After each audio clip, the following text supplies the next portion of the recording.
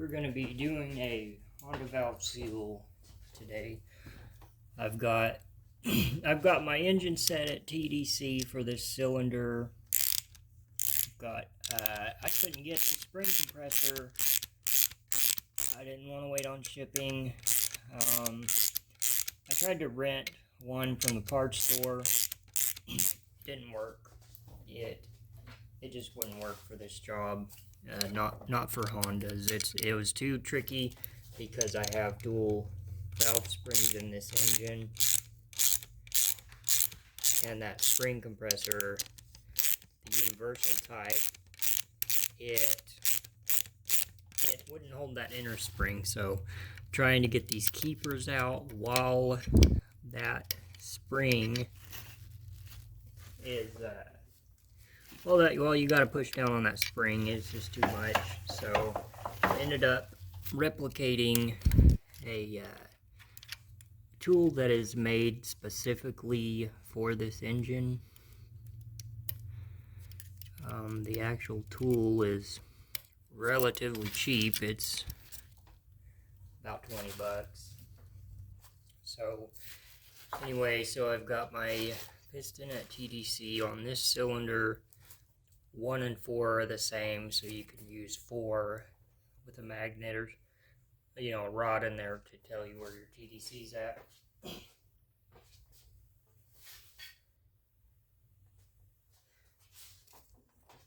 So my next step, I'm going to put grease on the inside of this keeper.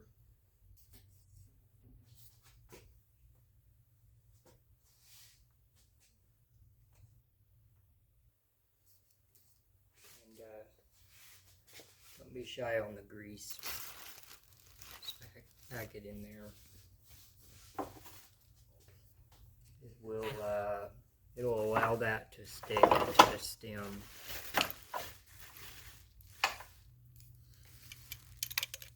Now I'm going to remove this seal.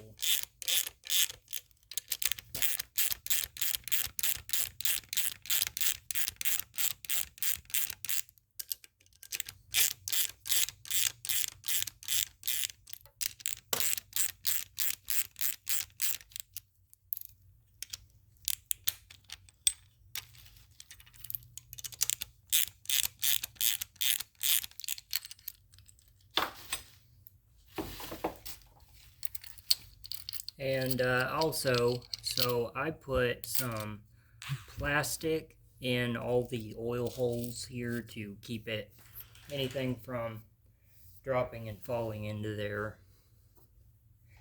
And as you can see, the valve doesn't fall in there if the engine's at TDC. Now, I wouldn't attempt that on your first valve, for sure. Run your air pressure on the first one to be sure that it doesn't fall in there. There's my other seal. So the reason I'm changing these seals, this engine, I just put this together and I used some cheaper seals. They're generic seals, and so what I've learned is that the generic seals are not Viton rubber. There's some kind of poly rubber, and they just don't do the job like an OEM seal. This is a 7/16 socket. I would recommend use that. Don't use a 10 millimeter. 10 millimeter can damage that spring. Now I lift up my valve and turn my air compressor on to about 20 psi.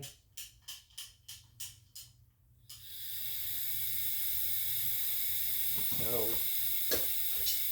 I mean, this right here is only 10 psi. That valve ain't falling in, but if you didn't have your cylinder at TDC, I would run about 40 psi, maybe even 50.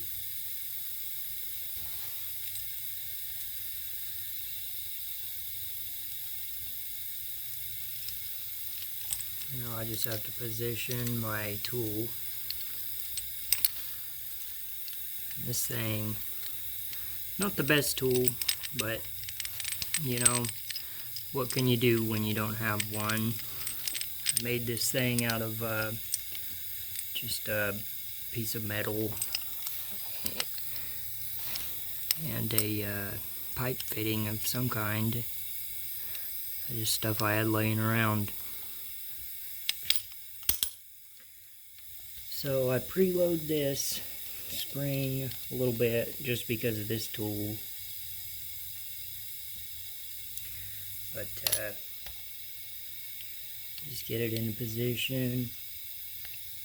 Now I'll tighten it back down. At first I do only a little bit at a time to make sure both of these bolts have seated in the threads well. And you gotta pay attention to your retainer because if it leans too far one way, you don't want that, because then your keepers won't go in there straight.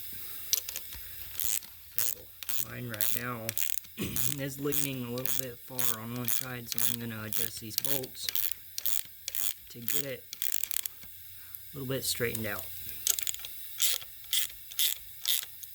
Okay, now the key for these keepers is to put grease on the inside of them.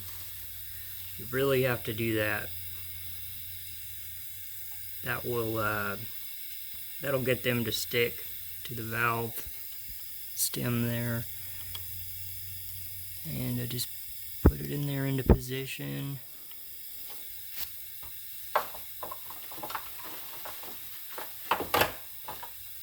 And then I turn it, very carefully turn it.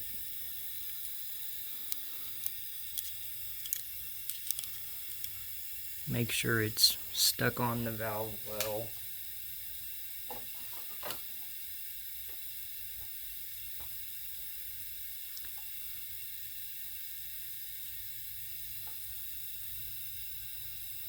Here's my keeper number 2. Push that on in there.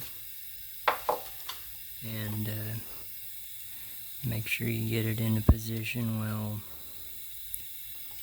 Sometimes you have to raise this and lower this a few times. If you're lucky, you will only have to raise it once. So we'll see if I get lucky on this one.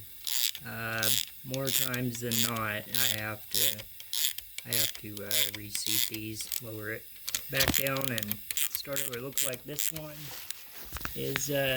gonna be good to go. It looks like. So as I lift this up, once it relieves the pressure off of this compressor, my last step here is I give this just a tiny little nudge to make sure them keepers are seated in place properly. Now I can get this tool out of here.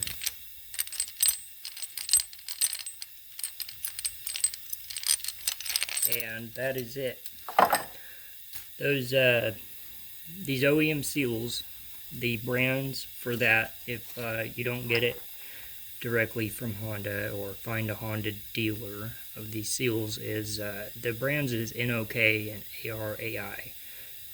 They should not be very hard to push down on this valve guide.